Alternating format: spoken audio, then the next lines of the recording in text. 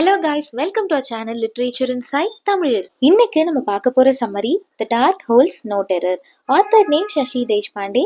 இவங்க 1938ல கர்நாடகால பிறந்திருக்காங்க. இவங்க ஒரு novelist and short story writer.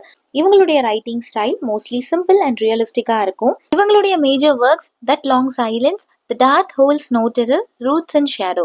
இவங்க 1990ல சாகித்ய அகாடமி அவார்ட் வின் பண்ணியிருக்காங்க. இன்னைக்கு நம்ம பார்க்க போற the dark holds no terror அப்படிங்கிற நாவல் ஒரு சைக்காலஜிக்கல் நாவல். சரிதா அப்படிங்கிற ஒரு சக்சஸ்ஃபுல் டாக்டர். அவங்க பர்சனல் லைஃப்ல நிறைய ப்ராப்ளம்ஸ் இருக்கும். அந்த பயத்தை எல்லாம் தாண்டி அவங்களுடைய ப்ராப்ளம்ஸை எப்படி ஃபேஸ் பண்றாங்க அப்படிங்கிறது தான் இந்த நாவலை நம்ம பார்க்க போறோம். சரிதா தான் ப்ரொட்டகானிஸ்ட். அவங்க ஒரு சக்சஸ்ஃபுல் டாக்டர். அவங்களுடைய ஃபீல்ட்ல ரொம்பவே ஃபேமஸ் ஆனவங்க. அவங்களுடைய ஹஸ்பண்ட் மனோகருக்கு சரிதா இவ்வளோ ஃபேமஸா இருக்கிறது, அவரை விட சரிதா ரொம்ப சுப்பீரியரா இருக்கிறது எதுவுமே இவருக்கு பிடிக்கல. அதனால அவருடைய ஹேட்ரட்டை எப்படி காட்டுவாருன்னா, நைட் டைம்ல அவங்களுடைய ரூம்ல அவங்க கிட்ட ரொம்ப மோசமா நடந்துக்குவாரு. பட் காலையில அது எதுவுமே தெரியாத மாதிரி ரொம்ப பாசமா கைண்டா நடந்துக்குவாரு. இந்த டூவல் பர்சனாலிட்டியை அவங்களால எப்படி ஹேண்டில் பண்றதுன்னு தெரியல. அதனால 15 வருஷத்துக்கு அப்புறம் தன்னுடைய பேரண்ட்ஸ் வீட்டுக்கு வராங்க. இந்த நாவல் ஒரு ப்ரொலாகோட ஸ்டார்ட் ஆகுது. உன்னுடைய அடைக்கலம் நீதான், வேற எந்த அடைக்கலமும் உனக்கு கிடையாது, உன்னுடைய ரெஃப்யூஜா நீதான் இருக்க முடியும் அப்படிங்கிற ஒரு ப்ரொலாகோட இந்த நாவல் ஸ்டார்ட் ஆகுது. சரிதா ஒரு ஃபேமஸான டாக்டர். 15 இயர்ஸ் கழிச்சு தன்னுடைய பேரண்ட்ஸ் வீட்டுக்கு போறாங்க. அவங்க வருவாங்கன்னு அவங்க அப்பா கொஞ்சம் கூட எதிர்பார்க்கல. ரொம்ப ஷாக் ஆயிடுறாரு. அவங்கள உள்ள வான்னு கூட கூப்பிடல. அவங்களே தான் உள்ள வரலாமா அப்படின்னு கேட்டுட்டு உள்ள போறாங்க. அவங்க வந்ததுனால அவங்க அப்பாவுக்கு பெருசா சந்தோஷம்லாம் இல்லை அப்படிங்கிறது சரிதாக்கு புரியுது. அவங்க அப்பா அவங்கள நீ போய் பூஜை ரூம்ல இரு அப்படின்னு சொல்றாரு. ஏன் பூஜை ரூம்ல இருக்க சொல்றாருன்னா, அவங்களுடைய ரூம்ல மாதவன் அப்படிங்கிற ஃபர்ஸ்ட் இயர் அக்கௌண்டன்சி படிக்கிற ஒரு பையன் தங்கியிருக்கான். ஸோ அவங்கள பூஜை ரூம்ல இருக்க சொல்லி கேட்கிறாரு. இப்ப சரிதாக்கு அவங்களுடைய சைல்ட்ஹுட் டேஸ்லாம் ஞாபகம் வருது. இவங்களுக்கு ஒரு தம்பி இருந்தான், பேரு துருவ். இவங்களுடைய பேரண்ட்ஸ் சரிதாவை விட துருவ் மேலதான் ரொம்ப பாசமா இருந்தாங்க. துருவுக்கு தான் ரொம்ப இம்பார்ட்டன்ஸ் கொடுத்தாங்க. அவங்க சின்ன பிள்ளையா இருந்தப்ப 2 பேருக்குமே பர்த்டே செலிப்ரேஷன் எல்லாம் பண்ணுவாங்க. பட் துருவ் இறந்ததுக்கு அப்புறம் அவங்க வீட்டுல சரிதாக்கு பர்த்டே செலிப்ரேட் பண்ணதே கிடையாது. அது மட்டும் இல்லாம அவங்களுடைய அம்மா நீ தான் என் பையன் இறந்ததுக்கு காரணம் அப்படின்னு சொல்லி சரிதாவை கர்ஸ் பண்ணிட்டே இருப்பாங்க. அடிக்கடி நீ ஏன் இன்னும் உயிரோட இருக்க, நீ உயிரோட இருந்துட்டு என் பையன் இறந்து போயிட்டானே அப்படின்னு பயங்கரமா அவங்க மனசு வருத்தப்படுறபடி சரிதாவை திட்டுவாங்க. இப்போ பிரசன்ட் லைஃப் சரிதாவுடைய அப்பா அவங்க கிட்ட உனக்கு ஒரு பையனும் பொண்ணும் இருக்காங்கன்னு கேள்விப்பட்டேனே அப்படின்னு சொல்றாரு. அதுக்கு சரிதா ஆமா, பொண்ணு பேரு ரேணுகா, பையன் பேரு அபிஜித் அப்படின்னு சொல்றாங்க. அவங்க அப்பா அம்மா இறந்தது உனக்கு தெரியுமான்னு கேக்குறாங்க.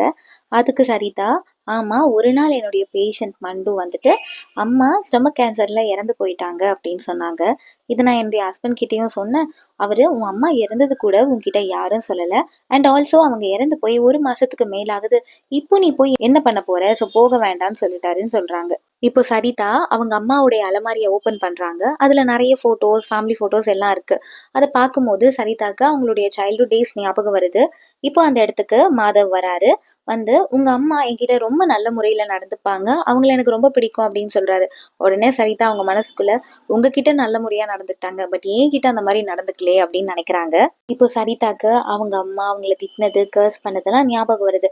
சரிதா வெளியே போகும் போதெல்லாம் நீ ரொம்ப வெயில்ல சுத்தாத, கருத்துட்டனா உன்னை யாரும் கல்யாணம் பண்ணிக்க மாட்டாங்க அப்படின்னு சொல்லுவாங்களா. அவங்க தம்பி இறந்ததுக்கு அப்புறம் அவங்கள கர்ஸ் பண்ணிட்டே இருந்தது, திட்டிக்கிட்டே இருந்தது, அவங்க மேல கொஞ்சம் கூட பாசம் காட்டாம இருந்ததெல்லாம் ஞாபகத்துக்கு வந்து போகுது. இப்ப சரிதா அவங்களுடைய காலேஜ் டேஸ் அண்ட் அவங்களுடைய மேரேஜ் பத்தி எல்லாம் யோசித்து பாக்குறாங்க. அவங்க வீட்டுல அவங்களுக்கு பாசம் கிடைக்காததாலையும் அவங்க அம்மா இவங்களை எப்பவுமே திட்டிகிட்டே இருக்கிறதாலையும் எப்படியாவது நல்லா படிச்சு அந்த அட்மாஸ்பியர்ல இருந்து எஸ்கேப் ஆயிடணும் அப்படின்னு நினைப்பாங்க. ஸோ பிஎஸ்சி தனியா தங்கி படிக்கிறாங்க, பேரண்ட்ஸோட அஃபெக்ஷன் எதுவுமே இல்லாம. அந்த டைம்ல தான் காலேஜ்ல மனோகரை மீட் பண்றாங்க. அவரு அங்க பிஜி படிச்சுட்டு இருந்தாரு. சரிதா பெருசா யார்கிட்டயும் பேச மாட்டாங்க அண்ட் அவங்க அவ்வளோ அட்ராக்டிவாலாம் இருக்கவும் மாட்டாங்க. பட் மனோகர் காலேஜ் டேஸ்லயே எல்லா ஃபீல்ட்லயும் ரொம்ப நல்லா ஷைன் பண்ணுவாரு. ஸ்போர்ட்ஸ்ல இருந்தாரு அண்ட் ஆல்சோ ஒரு பட்டிங் ரைட்டராகவும் இருந்தாரு. மனோகர் சரிதா கிட்ட பேச ஆரம்பிச்சாரு. அதுக்கப்புறம் ஒருத்தர் பிடிச்சு போய் லவ் பண்ணவும் ஆரம்பிக்கிறாங்க. இந்த விஷயத்த சரிதா அவங்க வீட்டுல வந்து சொல்லும் போது அவங்க பேரண்ட்ஸ் ஒத்துக்கல. பிகாஸ் மனோகர் லோ காஸ்ட் சார்ந்தவங்க அப்படின்றதால. ஸோ அவங்களுடைய பேரண்ட்ஸ் பெர்மிஷன் இல்லாம தான் 2 பேரும் மேரேஜ் பண்ணிக்கிறாங்க. அவங்களுடைய ஃப்ரெண்ட் ஸ்ரீதர் அப்படிங்கிற வீட்டுல தங்கி இருக்காங்க. பிகாஸ் ஸ்ரீதர் வேலை விஷயமா வெளியூர் போயிருந்தாரு. அதுக்கப்புறம் சரிதா சரிதா பிரெக்னென்ட் ஆகுறாங்க, மெடிசன் முடிக்கிறாங்க, நல்லா பிராக்டிஸ் பண்ணி ஒரு ஃபேமஸான டாக்டராகவும் ஆகுறாங்க. சரிதாவுடைய டீச்சர் லூசி அப்படிங்கிறவங்களும் சரிதாவை ரொம்ப நல்லா கைட் பண்றாங்க, ஹெல்ப் பண்றாங்க. சரிதாவும் பெரிய ஃபேமஸான டாக்டர் ஆயிடுறாங்க. எந்த அளவுக்கு ஃபேமஸ்னா, சரிதாவும் மனோகரும் வெளியே போனாங்கன்னா மக்கள் எல்லாம் சரிதாவை ஐடென்டிஃபை பண்ற அளவுக்கு ரொம்ப பெரிய டாக்டர் ஆயிடுறாங்க. அதனால மனோகருக்கு ஒரு இன்ஃபியாரிட்டி காம்ப்ளெக்ஸ் வருது. அவங்களோட சுப்பீரியாரிட்டிய மனோகரால எடுத்துக்க முடியல. அதை அவர் எப்படி எக்ஸ்பிரஸ் பண்றாருன்னா, நைட் டைம்ல அவங்க கிட்ட ரொம்ப ரூடா மோசமா நடந்துக்கிறாங்க. இது அவங்களுக்கு பிடிக்கல. அவங்களுடைய செல்ஃப் ரெஸ்பெக்ட் அண்ட் டிக்னிட்டிய பாதிக்கிற மாதிரி இருந்தது. இந்த விஷயத்தை எல்லாம் அவங்க அப்பா கிட்ட சொல்லலாமா அப்படின்னு யோசிக்கிறாங்க. பட் உடனே அவங்களுக்கு என்ன ஞாபகம் வருது, நான் மட்டுமா இந்த மாதிரி விஷயத்தெல்லாம் அண்டர்கோ பண்றேன், இந்தியன் உமனா இருக்கிற எஸ்பெஷலி ஒர்க்கிங் உமனா இருக்க எல்லாருமே இந்த மாதிரி கஷ்டப்பட்டுட்டு தான் இருக்காங்க அப்படின்னு நினைக்கிறாங்க. அண்ட் ஆல்சோ அவங்க அப்பாவும் இன்னும் அவங்க கிட்ட சரியா பேச ஆரம்பிக்கல. ஸோ எல்லாத்தையும் தான் மனசுக்குள்ளேயே வச்சுக்கிறாங்க சரிதா. இப்ப அவங்க தான் அம்மாவை அட்மிட் பண்ணியிருந்த டாடா ஹாஸ்பிட்டலுக்கு போய் பாக்குறாங்க. அங்கதான் அவங்க அம்மாக்கு ட்ரீட்மெண்ட் எல்லாம் நடந்தது. அங்க போனோன்னா அவங்களோட ஸ்கூல் டேஸ் எல்லாம் நினைச்சு பாக்குறாங்க. இவங்களுக்கு 2 ஃப்ரெண்ட்ஸ் இருந்தாங்க. ஒருத்தவங்க பேரு ஸ்மிதா, இன்னொருத்தவங்க பேரு நல்லு. இவங்க 3 பேரையும் 3 மஸ்கிட்டோஸ் அப்படின்னு எல்லாரும் சொல்லுவாங்களாம். ஸ்மிதாக்கு மேரேஜ் ஆயிடுச்சு. பட் அவங்களுக்கு திருமண வாழ்க்கை நல்லபடியா அமையல. நல்லு இன்னும் மேரேஜே பண்ணிக்கல. அந்த ஹாஸ்பிட்டல்ல சரிதா பத்மகா அப்படிங்கிற ஒருத்தரை மீட் பண்றாங்க. அவரு அங்க இருக்க ஸ்லம் ஏரியால பிராக்டிஸ் பண்ணிட்டு இருக்க ஒரு டாக்டர். இப்ப இவங்க 2 பேரும் சேர்ந்து பக்கத்துல காஃபி குடிக்க போறாங்க. அவங்க 2 பேரும் பேசிட்டு இருக்கும் போது சரிதாக்கு என்ன தெரிய வருதுன்னா, அவராலையும் அவருடைய ஒய்ஃபுடைய சோசியல் ஸ்டேட்டஸை ஏத்துக்க முடியல. அவங்க மனைவி அவரை விட சுப்பீரியரா இருக்கிறதையும் அவரை விட அதிகமா சம்பாதிக்கிறதையும் தாங்கிக்க முடியல அப்படிங்கிறது தெரிய வருது. அப்ப அவங்களுக்கு ஒருவேளை எல்லா ஆண்களுமே இப்படிதான் இருப்பாங்களோ, தான் மனைவி தன்னை விட அதிகமா சம்பாதிச்சாலோ, தன்னை விட சுப்பீரியரா நல்ல ஃபேமஸா இருந்தாலும் அவங்களுக்கு பிடிக்காதோ அப்படிங்கிற ஒரு எண்ணம் அவங்க மனசுக்குள்ள வருது.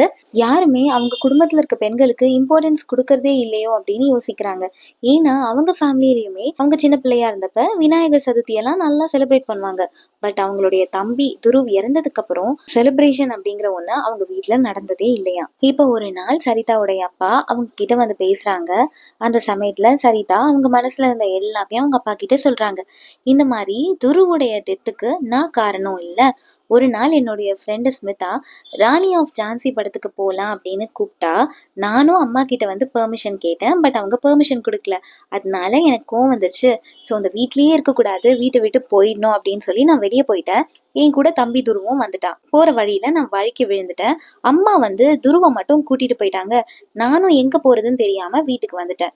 வேற ஒரு நாள் யாருக்குமே தெரியாம, அதாவது அம்மா கண்டுபிடிக்க முடியாத இடத்துக்கு போயிடணும்னு சொல்லி வேற ஒரு இடத்துக்கு போனேன். துருவும் என் கூட வந்தான். அந்த இடத்துல நல்ல குளம்லாம் இருந்தது. நாங்க ரொம்ப ஜாலியா கல்லெல்லாம் தூக்கி போட்டு விளையாண்டுட்டு இருந்தோம். விளையாடினதுல என்னுடைய கோவம் எல்லாம் போயிடுச்சு. துருவ் கிட்ட வா நம்ம வீட்டுக்கு போலான்னு கூப்பிட்டப்ப துருவ் வரமாட்டேன்னு சொல்லிட்டான். ஒருவேளை நான் ஃப்ரண்ட்ல போயிட்டா பின்னாடி அவன் வருவான்னு நினைச்சிட்டு நான் முன்னாடி நடக்க ஆரம்பிச்சிட்டேன். கொஞ்ச நேரத்திலேயே துருவ் என்னை கூப்பிடுற சத்தம் கேட்டுச்சு. நான் அங்க போய் பார்த்தப்ப துருவ் குளத்துல விழுந்து கிடந்தான். நான் அவனை காப்பாத்துறதுக்கு ரொம்ப முயற்சி பண்ணேன். அவன் கால், கை, தலைமுடி எல்லாத்தையும் பிடிச்சு இழுத்தேன். பட் அதை மீறி அவன் மூழ்கிட்டான். இதுல என்னுடைய தப்பு எதுவுமே இல்லை அப்படின்னு எல்லாத்தையுமே அவங்க அப்பா கிட்ட சொல்றாங்க. உடனே அவங்க அப்பாவும், நீ வருத்தப்படாதம்மா, தம்பி இறந்ததுக்கு அப்புறம் அம்மா மென்டலி டிஸ்டர்ப் ஆன மாதிரி ஆயிட்டாங்க. அந்த டிப்ரெஷன் தாங்காம தான் அந்த கோபத்தெல்லாம் உன் மேல காட்டிட்டாங்க அப்படின்னு சொல்றாரு. இப்ப அவங்க அப்பா சரிதா கிட்ட, வீட்டுல ஏதாவது பிரச்சனையா, நீ ஏன் உங்க வீட்டுக்கு போல, உன் பசங்க லெட்டர் போட்டா கூட அதுக்கு கூட நீ எதுவுமே ரிப்ளை லெட்டர்ஸ் எழுதலையே, என்ன ஆச்சுன்னு கேக்குறாங்க. ஏன்னா சரிதா அவங்க அப்பா வீட்டுக்கு வந்து ரொம்ப நாள் ஆயிடுது. அவங்க வீட்லயே இருந்து பக்கத்துல இருக்கிறவங்களுக்கு எல்லாம் மெடிக்கல் ஹெல்ப் பண்ணிக்கிட்டு அங்கேயே இருந்து அவங்களுடைய சைல்ட்ஹுட் டேஸை ரீவிசிட் பண்ணிக்கிட்டு அப்படியே தன்னுடைய காலத்தை போக்கிட்டு இருக்காங்க. அதனால அவங்க அப்பா அப்படி கேட்குறாரு. இப்போ சரிதா நடந்த எல்லாத்தையும் அவங்க அப்பா கிட்ட சொல்றாங்க.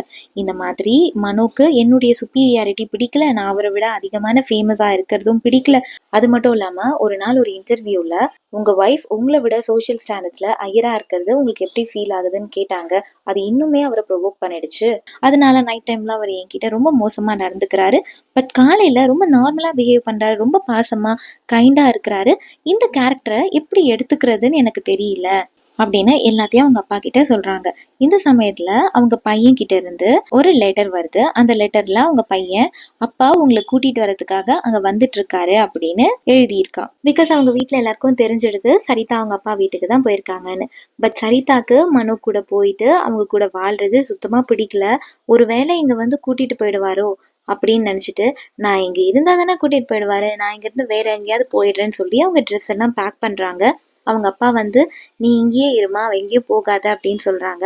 அதுக்கு அவங்க இல்லப்பா நான் சூசைட் எல்லாம் பண்ணிக்க மாட்டேன், பட் எனக்கு அங்க போக பிடிக்கல, அண்ட் ஆல்சோ என் மேல நிறைய பழி விழுந்திருக்கு, அது எல்லாத்துக்கும் என்னை மன்னிச்சிடுங்க. தம்பி இறந்ததுக்கும் நான் தான் காரணம், அம்மா இறந்ததுக்கும் நான் தான் காரணம், ஈவன் மனோகருடைய ஃபெயிலியருக்கு கூட நான் தான் காரணம்னு எல்லாரும் சொல்றாங்க. பட் நான் எந்த தப்பும் பண்ணல, நான் நானா தான் இருக்கேன். பட் உங்களை ஏதாவது ஹர்ட் பண்ணியிருந்தா என்னை மன்னிச்சிடுங்க அப்படின்னு பேசிட்டு இருக்காங்க. இந்த சமயத்துல டோர் நாக் பண்ற சத்தம் கேக்குது. மனோகர் தான் வந்துட்டாரோ அப்படின்னு கதவை திறந்து பாக்குறாங்க. பட் அந்த இடத்துல நிக்கிறது ஒரு சின்ன குழந்தை. அந்த குழந்தை தான் அம்மா ஸ்மிதாக்கு ஃபிட்ஸ் வந்துடுச்சு, ஒரு மெடிக்கல் ஹெல்ப் வேணும்னு கேக்குறாங்க. உடனே சரோ அதுக்கு தேவையான திங்ஸ் எல்லாம் எடுத்துட்டு அவங்களுக்கு ஹெல்ப் பண்ண போறாங்க. போகும்போதே அப்பா நான் சீக்கிரம் வந்துடுவேன், மனோகர் வந்தா உட்கார சொல்லுங்க அப்படின்னு சொல்லிட்டு போயிடுறாங்க. இதுல இருந்து நமக்கு என்ன தெரிய வருதுன்னா, சரிதா தான் ஹஸ்பண்ட் மனோகர் கூட சேர்ந்து வாழ போறாங்க. இதுக்கு முன்னாடி தான் அம்மா கிட்ட இருந்தோ தான் ஹஸ்பண்ட் கிட்ட இருந்தோ பயந்து ஓடி ஒளிய தான் ட்ரை பண்ணாங்களே தவிர, பட் இப்ப அவங்களுக்கு ஒரு கிளாரிட்டி கிடைச்சிருக்கு, ஒரு ஸ்ட்ரென்த் கிடைச்சிருக்கு. அந்த இன்னர் ஸ்ட்ரென்த்னால அவங்களுடைய ப்ராப்ளம்ஸை ஃபேஸ் பண்ண கத்துக்கிட்டாங்க. ஓடி ஒளியறதுக்கு பதிலா தைரியமா அந்த ப்ராப்ளம்ஸை ஃபேஸ் பண்ண கத்துக்கிட்டாங்க. Title the dark holds no terror. இதுல த டார்க் அப்படிங்கிறது அவங்களுடைய பாஸ்ட், அவங்களுடைய பழைய அந்த இருட்டான காலகட்டத்தை காட்டுது. பட் இப்போ அந்த வாழ்க்கையை ஃபேஸ் பண்றதுக்கு அவங்களுக்கு பயம் இல்லை, ரொம்ப தைரியமா அந்த லைஃபை ஃபேஸ் பண்ண ஆரம்பிச்சிட்டாங்க அப்படின்னு சொல்றாங்க. இந்த நாவல் மேல் டாமினேட்டட் சொசைட்டில இருக்க ஒவ்வொரு ஒர்க்கிங் உமனுடைய கஷ்டத்தையும் சொல்ற மாதிரி அமைஞ்சிருக்கு. இந்த வீடியோ உங்களுக்கு யூஸ்ஃபுல்லா இருந்ததுன்னா லைக் பண்ணிட்டு சப்ஸ்கிரைப் பண்ணிக்கோங்க. நம்ம சேனலை உங்க ஃப்ரெண்ட்ஸ்க்கும் சஜஸ்ட் பண்ணுங்க. அடுத்து இந்த டாபிக்ல வீடியோ போடலான்னு காமெண்ட் பண்ணுங்க. தேங்க்யூ ஃபார் வாட்சிங்.